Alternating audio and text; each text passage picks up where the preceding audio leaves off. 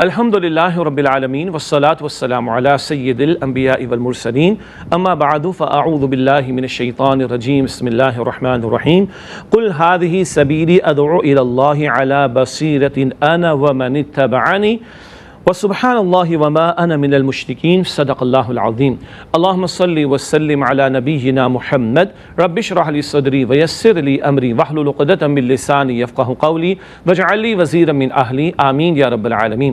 ناظرین کرام السلام علیکم ورحمۃ اللہ وبرکاتہ۔ امید آپ خیر عافیت سے ہوں گے اور ہماری دعا ہے کہ آپ جہاں کہیں بھی ہوں اللہ تعالیٰ آپ سب کو اور ہم سب کو اپنے زبان میں رکھے، عافیت اور سلامتی سے نوازے۔ اللہ تعالیٰ کی توفیق سے کیو ٹی وی پر ہمیں سعادت مل رہی ہے کہ برسہ برس سے سیرت النبی صلی اللہ علیہ وآلہ وسلم کے عنوان سے پروگرام آپ کی خدمت میں پیش کر رہے ہیں، اور آپ کے علم میں ہے کہ اب ہم نے دعوت دین کی سنت کے حوالے سے کچھ گفتگو آپ کے سامنے پچھلے پروگرام سے رکھنا شروع کی ہے۔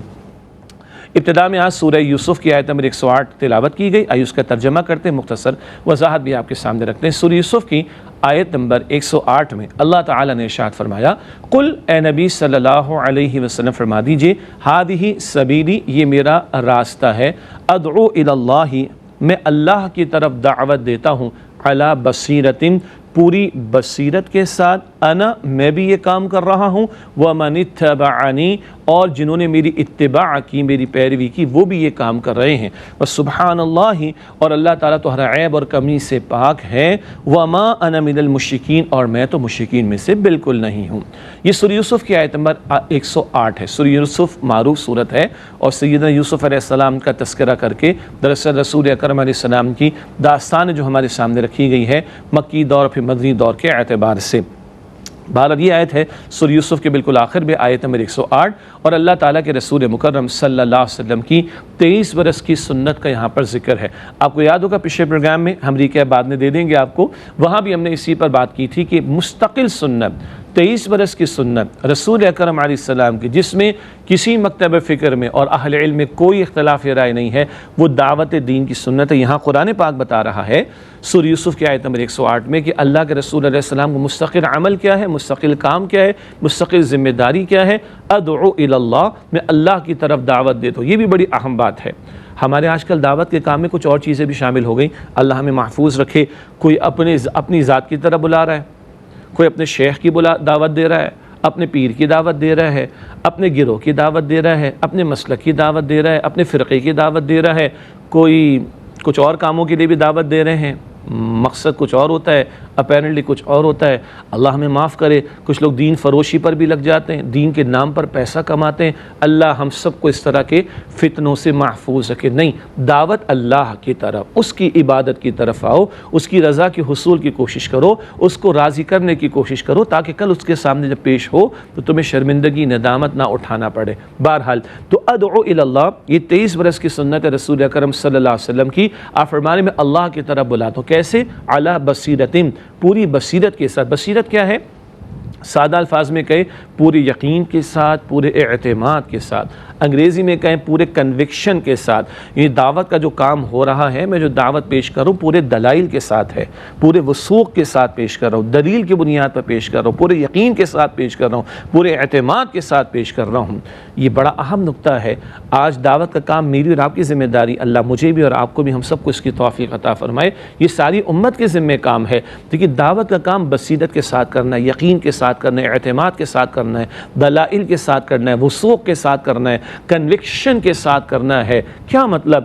ہمارا اپنا بھی یقین ہو اللہ کے دین پر، اس کے احکامات پر، دل ٹھکا ہوا ہو کہ یہ سچ ہے اور حق ہے، اور اس کنوکشن کے ساتھ دعوت پیش کرنی ہے۔ سرسری سی بات نہیں، بلا دلیل بات نہیں، بس سطحی قسم کی بات نہیں، پوری یقین اور دلیل کے ساتھ اور پورے کنوکشن کے ساتھ اور پورے وثوق کے ساتھ، یہ ہے بصیرت کے ساتھ دعوت دینا۔ آگے الفاظ ہے انا ومن اتبعنی، اللہ کے رسول علیہ السلام فرما رہے ہیں میں بھی یہ دعوت کا کام کر رہا ہوں، میں بھی اللہ کی طرف بلا رہا ہوں، اور میری اتباع کرنے والے بھی یہ کام کر رہے ہیں۔ اتباع کا ذہن میں آیا؟ اتباع پیروی کرنا، فٹ اسٹیپس کو فالو کرنا انگلش میں کہا جائے گا، نقش قدم پر چلنا اردو میں کہا جائے گا، انگلش میں کہا جائے گا فٹ اسٹیپس کو فالو کرنا، اور اردو میں کہا جائے گا نقش قدم پر چلنا۔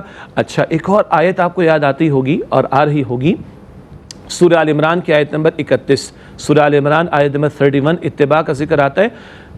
کیا ارشاد فرمایا اللہ تعالیٰ نے سورہ آل عمران آیت نمبر 31 میں؟ قل اے نبی علیہ السلام فرما دیجیے، یہاں بھی قل کا لفظ ہے اس آیت میں، سورہ یوسف کی آیت نمبر 108، وہاں آل عمران میں بھی ہے، قل اے نبی علیہ السلام فرما دیجیے، ان کنتم تحبون اللہ، اگر تم اللہ تعالیٰ سے محبت کرنا چاہتے ہو، فاتبعونی، تو نبی علیہ السلام سے کہلوایا جا رہا ہے آپ فرما دیجئے میری اتباع کرو، میرے فٹ اسٹیپس کو فالو کرو، میرے نقش قدم کی پیروی کرو، یحببکم اللہ، اللہ تم سے محبت فرمائے گا، ویغفر لکم ذنوبکم، اور اللہ تمہارے گناہوں کو بخش دے گا، واللہ غفور رحیم، اور اللہ تعالیٰ بہت بخشنے والا نہایت رحم فرمانے والا ہے۔ آیت یاد آ گئی؟ اب دوبارہ آئیے آیت 108 سورہ یوسف کی، میں بھی یہ کام کروں، میری اتباع کرنے والے بھی یہ کام کر رہے ہیں، تو اللہ کے رسول کی اتباع میں ہم داڑھی بھی سجاتے ہیں، مردوں کے لیے حکم حضور کا صلی اللہ علیہ وسلم، سر کو ڈھانپنے کی بھی تعلیم ہے، اللہ کے نبی علیہ السلام کا طرز عمل ہے، کوئی خوشبو لگاتا ہے سنت کی پیروی میں، مسواک کرتا ہے سنت کی پیروی میں، سیدھے ہاتھ سے کھانا کھاتا ہے سنت کی پیروی میں،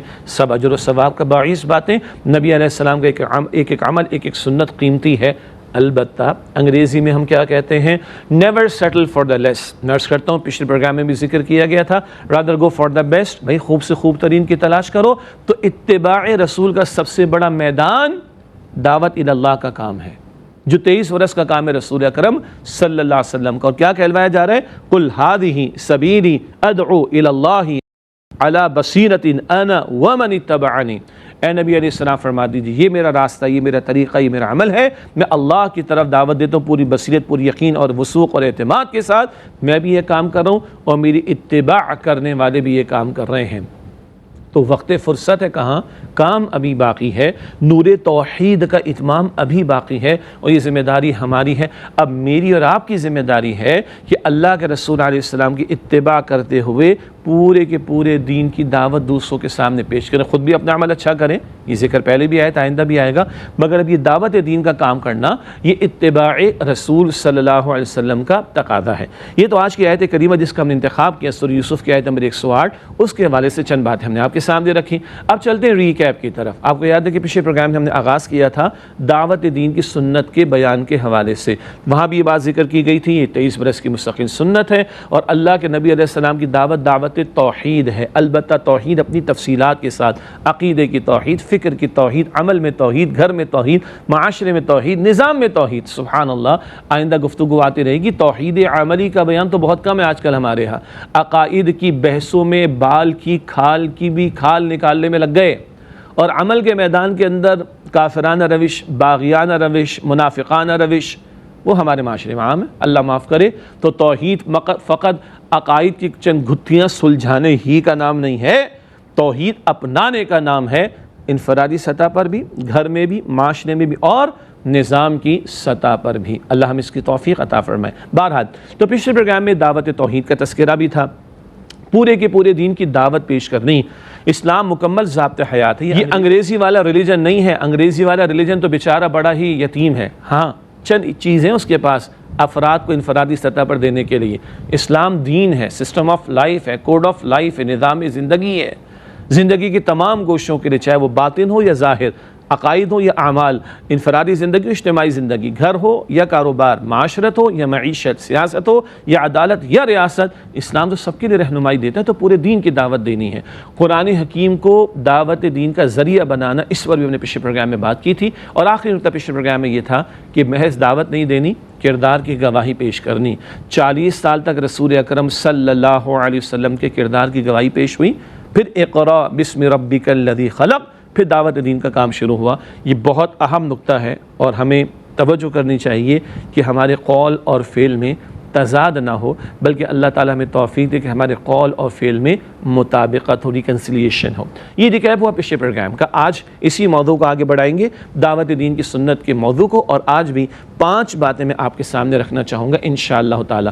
آج کی سب سے پہلی بات لکھا، اتباع رسول صلی اللہ علیہ وسلم کا اہم میدان فریضہ دعوت دین۔ گفتگو تو آ چکی، تھوڑا سا رینسٹیٹ کر لیتے، دوہرا لیتے کہ نمبر 1 آج کی پہلی بات گفتگو کے اعتبار سے کہ اہم ترین میدان کیا ہے دعوت اللہ کے رسول علیہ السلام کی اتباع کا، وہ ہے فریضہ دعوت دین کو ادا کرنا۔ پہلے بھی ذکر ہوا، 23 برس کی زندگی جامع ترین اسوہ، موسٹ کمپریہنسو رول ماڈل ہے رسول اکرم صلی اللہ علیہ وآلہ وسلم کا۔ البتہ اس اتباع کے حوالے سے اہم ترین میدان ہے دعوت دین کے فریضے کو انجام دینے کا۔ اب سوال آ سکتا ہے یہ فرض ہے؟ جی ہاں جی فرض ہے، کیا اس کا حکم ہے؟ جی ہاں، اس کا حکم ہے۔ کہاں حکم ہے؟ قرآن پاک میں ہے۔ کیسے ہے؟ سورۃ النحل کی آیت نمبر 125 میں ہے، چیک کیجئے گا، سورہ نحل آیت نمبر 125، ادعو، یہ امپیریٹو انداز ہے، امر کا صیغہ ہے، یعنی حکم دینے کا انداز ہے۔ ادعو الی سبیل ربک، اپنے رب کے راستے کی طرف دعوت دیجئے۔ یہ سورہ نحل آیت 125 ہے، چیک کیجئے، حکم ہے اس کا۔ اور یہ امت کیوں پیدا کی گئی؟ ختم نبوت کے بعد اس نے یہ کام کرنا ہے جو پہلے رسول کرتے تھے۔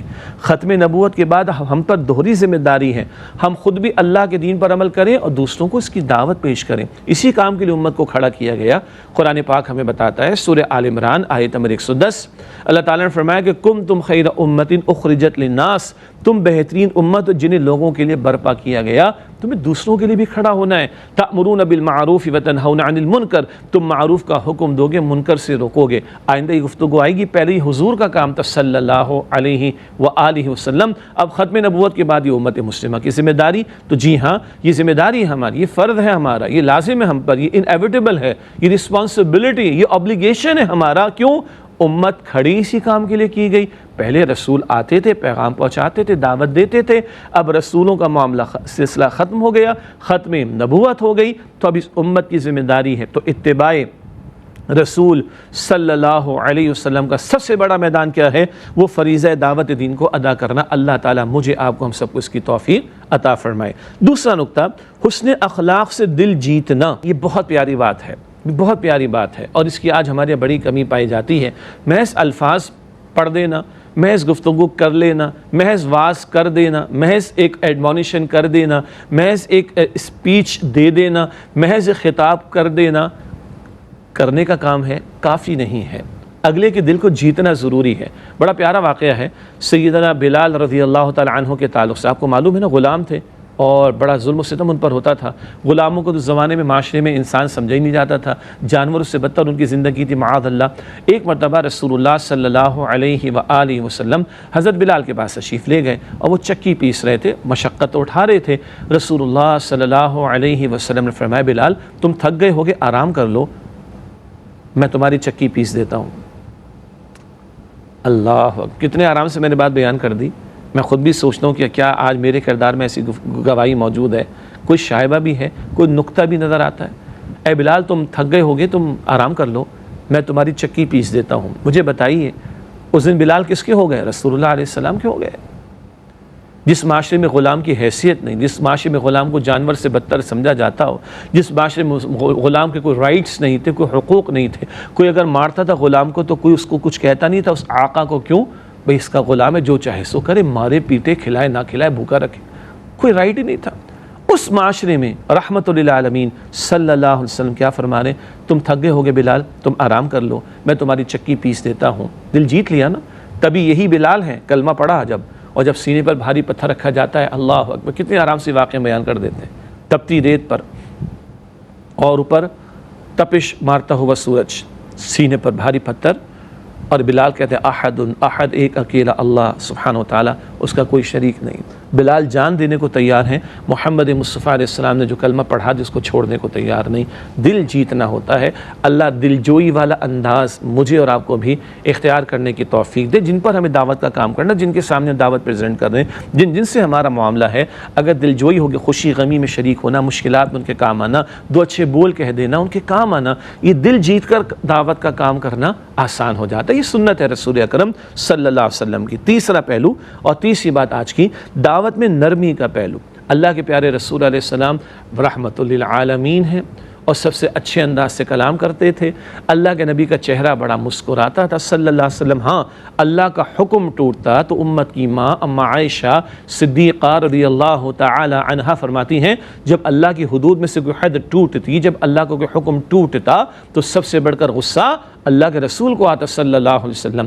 عام حالات میں آپ کا چہرہ سب سے بڑھ کر مسکراتا تھا، بڑے نرم مزاج تھے، آپ لوگوں سے خوش اخلاقی سے پیش آتے، خندہ پیشانی سے پیش آتے، ان کی دلجوئی کا معاملہ کرتے، لوگوں کا حال چال پوچھتے، اور دوسروں کو بھی فرماتے یسروا ولا تعسروا، آسانی پیدا کرو، مشکل پیدا نہ کرو، یسروا ولا تنفروا، آسانی پیدا کرو، لوگوں کو نفرت نہ دلاؤ۔ سبحان اللہ۔